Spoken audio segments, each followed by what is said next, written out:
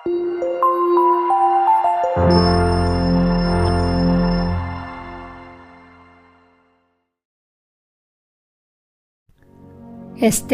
അധ്യായം 13.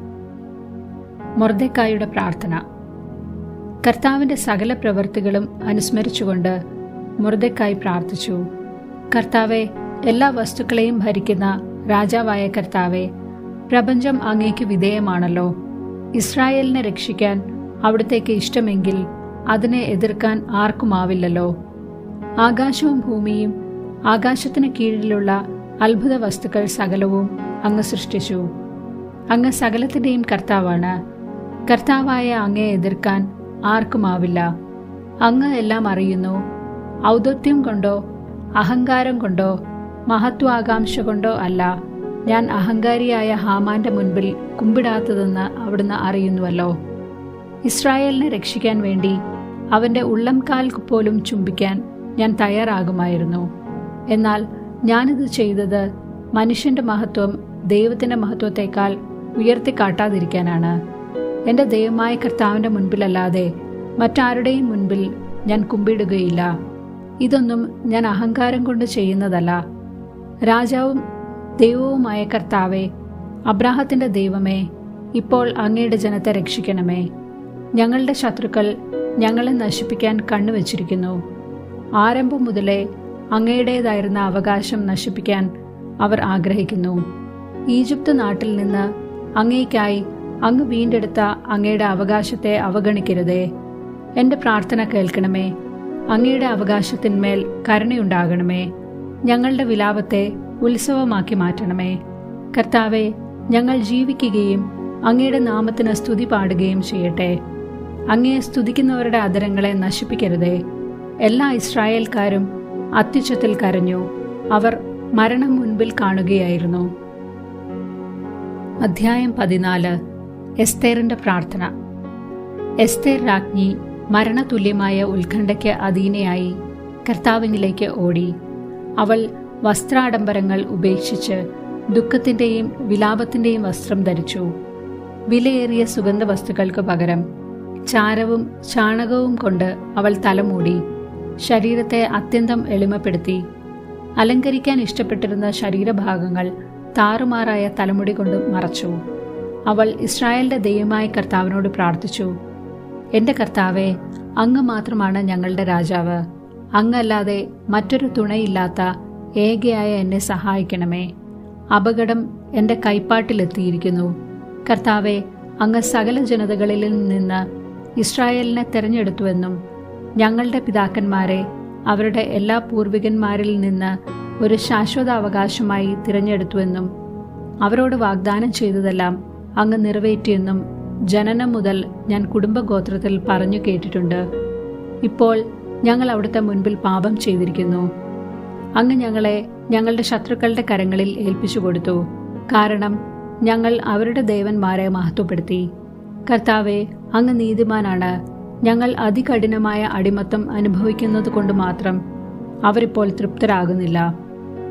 അങ്ങ് കൽപ്പിച്ചവയെ ഇല്ലാതാക്കാനും അങ്ങയുടെ അവകാശം നശിപ്പിക്കാനും അങ്ങയെ സ്തുതിക്കുന്നവരുടെ അധരങ്ങളെ തടയാനും അങ്ങയുടെ ബലിപീഠത്തിലെ അഗ്നി കെടുത്താനും അങ്ങയുടെ ഭവനത്തിന്റെ മഹത്വം ഇല്ലാതാക്കാനും വ്യർത്ഥ വിഗ്രഹങ്ങൾക്ക് സ്തുതി പാടാൻ ജനതകളുടെ അധരങ്ങൾ തുറക്കാനും മർത്യനായ ഒരു രാജാവിനെ എന്നേക്ക് മഹത്വപ്പെടുത്താനും അവർ തങ്ങളുടെ വിഗ്രഹങ്ങളോട് ഉടമ്പടി ചെയ്തിരിക്കുന്നു. കർത്താവെ, അസ്തിത്വമില്ലാത്ത ഒന്നിന് അങ്ങയുടെ ചെങ്കോൽ അടിയറ വയ്ക്കരുതേ. ഞങ്ങളുടെ പതനത്തിൽ ഞങ്ങളെ പരിഹസിക്കാൻ അവരെ അനുവദിക്കരുതേ. അവരുടെ പദ്ധതി അവർക്കെതിരെ തിരിക്കണമേ.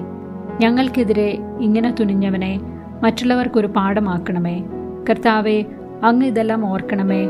ഞങ്ങളുടെ ഈ കഷ്ടദിനങ്ങളിൽ അങ്ങ് അങ്ങയെ വെളിപ്പെടുത്തണമേ. ദേവന്മാരുടെ രാജാവേ, സകല അധികാരത്തിന്റെയും അധിപനെ, എനിക്ക് ധൈര്യം പകരണമേ. സിംഹത്തിന്റെ മുൻപിൽ എനിക്ക് ഭാഷണ ചാതുര്യം നൽകണമേ. ഞങ്ങൾക്കെതിരെ പൊരുതുന്നവനെ വെറുക്കേണ്ടതിന് അവന് മനംമാറ്റം വരുത്തണമേ. ശത്രുവും അവനോട് ചേർന്നവരും നശിക്കട്ടെ. ഞങ്ങളെ അങ്ങയുടെ കരത്താൽ രക്ഷിക്കണമേ. കർത്താവെ, അങ്ങല്ലാതെ മറ്റൊരു തുണയില്ലാത്ത ഏകയായ എന്നെ സഹായിക്കണമേ. അങ്ങെല്ലാം അറിയുന്നുവല്ലോ. ഞാൻ ദുഷ്ടന്മാരുടെ പ്രതാപത്തെയും അപരിച്ഛേദിതന്റെയും വിദേശിയുടെയും കിടക്കയെയും വെറുക്കുന്നുവെന്ന് അങ്ങേക്ക് അറിയാമല്ലോ. അപരിഹാര്യമായ എൻ്റെ അവസ്ഥ അങ്ങ് അറിയുന്നു. ജനമധ്യത്തിൽ പ്രത്യക്ഷപ്പെടുമ്പോൾ ശിരസിൽ അണിയുന്ന എൻ്റെ ഉന്നത സ്ഥാനത്തിൻ്റെ ചിഹ്നത്തെ ഞാൻ വെറുക്കുന്നു. ഞാൻ അതിനെ മലിനമായ പഴന്തുണി പോലെ വെറുക്കുന്നു. ഔദ്യോഗികമല്ലാത്ത അവസരങ്ങളിൽ ഞാനത് ധരിക്കുന്നില്ല. അങ്ങയുടെ ദാസി ഹാമാന്റെ മേശയിൽ നിന്ന് ഭക്ഷിച്ചിട്ടില്ല. രാജാവിൻ്റെ വിരുന്നുകളെ ഞാൻ ബഹുമാനിച്ചിട്ടില്ല. വിഗ്രഹാർപ്പിതമായ വീഞ്ഞ് ഞാൻ കുടിച്ചിട്ടില്ല. അബ്രാഹത്തിന്റെ ദൈവമായ കർത്താവെ, എന്നെ ഇവിടെ കൊണ്ടുവന്ന നാൾ മുതൽ ഇതുവരെ അങ്ങിലല്ലാതെ ഈ ദാസിക്ക് ആനന്ദമില്ലായിരുന്നു. എല്ലാറ്റിനെയും ഭരിക്കുന്ന ദൈവമേ, ആശയറ്റവരുടെ ശബ്ദം കേൾക്കണമേ. തിന്മ ചെയ്യുന്നവരുടെ കരങ്ങളിൽ നിന്ന് ഞങ്ങളെ രക്ഷിക്കണമേ. എന്നെ ഭയത്തിൽ നിന്ന് മോചിപ്പിക്കണമേ. അധ്യായം 5. എസ്തേർ രാജസന്നിധിയിൽ. 3-ാം ദിവസം എസ്തേർ രാജകീയ വസ്ത്രങ്ങൾ അണിഞ്ഞ് കൊട്ടാരത്തിന്റെ അകത്തെ അങ്കണത്തിൽ രാജമന്ദിരത്തിന് മുൻപിൽ ചെന്നു നിന്നു.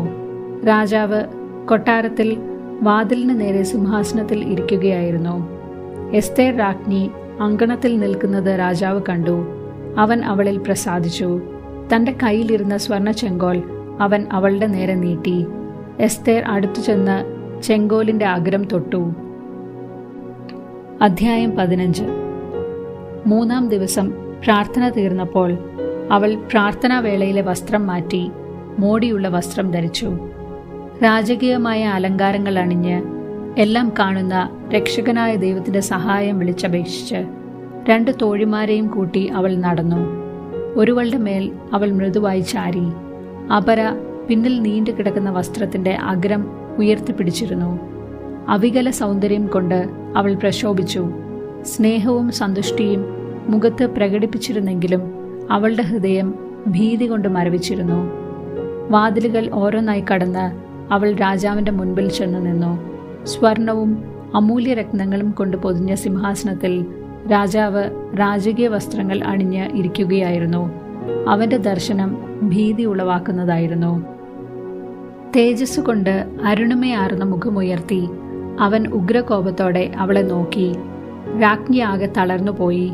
വിളറി ബോധം കെട്ട അവൾ തന്റെ മുൻപിൽ നടക്കുന്ന തോഴിയുടെ ചുമലിലേക്ക് മറിഞ്ഞു. അപ്പോൾ രാജാവിന്റെ ഭാവം ദൈവം ശാന്തമാക്കി. അവൻ പരിഭ്രമത്തോടെ സിംഹാസനത്തിൽ നിന്ന് ചാടി എഴുന്നേറ്റ് അവൾക്ക് ബോധം തെളിയും വരെ തന്റെ കരങ്ങളിൽ താങ്ങി. സാന്ത്വന വചസ്സുകളാൽ അവളെ ആശ്വസിപ്പിച്ചുകൊണ്ട് അവൻ ചോദിച്ചു, എസ്തേർ, എന്താണിത്? ഞാൻ നിന്റെ സഹോദരനാണ്. ധൈര്യമായിരിക്കൂ, നീ മരിക്കുകയില്ല. കാരണം നമ്മുടെ നിയമം പ്രജകൾക്ക് മാത്രമേ ബാധകമാവൂ. അടുത്തു വരിക. അവൻ സ്വർണ്ണ ചെങ്കോൽ ഉയർത്തി അവളുടെ കഴുത്തിൽ തൊട്ടു. അവൻ അവളെ ആലിംഗനം ചെയ്തുകൊണ്ട് പറഞ്ഞു, എന്നോട് പറയൂ. അവൾ പറഞ്ഞു, എൻ്റെ നാഥ, അങ്ങയെ ഞാൻ കണ്ടത് ദൈവത്തിന്റെ ദൂതനെ പോലെയാണ്. അങ്ങനെ എൻ്റെ ഹൃദയം അങ്ങയുടെ മഹത്വത്തോടുള്ള ഭീതി നിമിത്തം പിടഞ്ഞുപോയി. എൻ്റെ നാഥ, അങ്ങ് അത്ഭുത പുരുഷൻ തന്നെ. അങ്ങയുടെ മുഖം തേജസ്സുറ്റതാണ്. സംസാരിച്ചുകൊണ്ട് നിൽക്കെ അവൾ മോഹാലസ്യപ്പെട്ടു വീണു. രാജാവ് അത്യന്തം പരിഭ്രമിച്ചു. അവന്റെ ദാസന്മാർ അവളെ ആശ്വസിപ്പിക്കാൻ ശ്രമിച്ചു. അധ്യായം 5. എസ്തേറിന്റെ വിരുന്ന്. രാജാവ് അവളോട് ചോദിച്ചു, എസ്തേർ രാജ്ഞി, എന്താണ് കാര്യം? എന്താണ് നിനക്ക് വേണ്ടത്? രാജ്യത്തിന്റെ പകുതി തന്നെ ആയാലും അത് ഞാൻ നിനക്ക് നൽകാം. എസ്തേർ പറഞ്ഞു, രാജാവിന് ഇഷ്ടമാണെങ്കിൽ ഇന്ന് രാജാവിന് വേണ്ടി ഞാൻ ഒരുക്കിയിരിക്കുന്ന വിരുന്നിന് രാജാവും ഹാമാനും വരണം. രാജാവ് കൽപ്പിച്ചു, എസ്തേറിന്റെ ആഗ്രഹം നിറവേറ്റാൻ ഹാമാനെ ഉടനെ വരുത്തുക. അങ്ങനെ എസ്തേർ ഒരുക്കിയിരുന്ന വിരുന്നിന് രാജാവും ഹാമാനും എത്തി. അവർ വീഞ്ഞു കുടിച്ചുകൊണ്ടിരിക്കെ രാജാവ് എസ്തേറിനോട് ചോദിച്ചു, എന്താണ് നിന്റെ അപേക്ഷ? അത് നിനക്ക് സാധിച്ചു തരാം. നിനക്ക് എന്താണ് വേണ്ടത്? രാജ്യത്തിന്റെ പകുതി തന്നെയാണെങ്കിലും ഞാൻ നൽകാം. എസ്തേർ പറഞ്ഞു, എൻ്റെ അപേക്ഷയും ആവശ്യവും ഇതാണ്. രാജാവിന് എന്നോട് പ്രീതിയുണ്ടെങ്കിൽ എൻ്റെ അപേക്ഷയും ആവശ്യവും സാധിച്ചു തരാൻ അങ്ങ് ആഗ്രഹിക്കുന്നെങ്കിൽ ഞാൻ ഒരുക്കുന്ന വിരുന്നിന് നാളെയും രാജാവും ഹാമാനും വരണം. രാജാവ് ആവശ്യപ്പെട്ടത് നാളെ ഞാൻ ചെയ്തു കൊള്ളാം. ഹാമാൻ അന്ന് സന്തുഷ്ടനായി ആഹ്ലാദഭരിതനായി തിരികെ പോയി.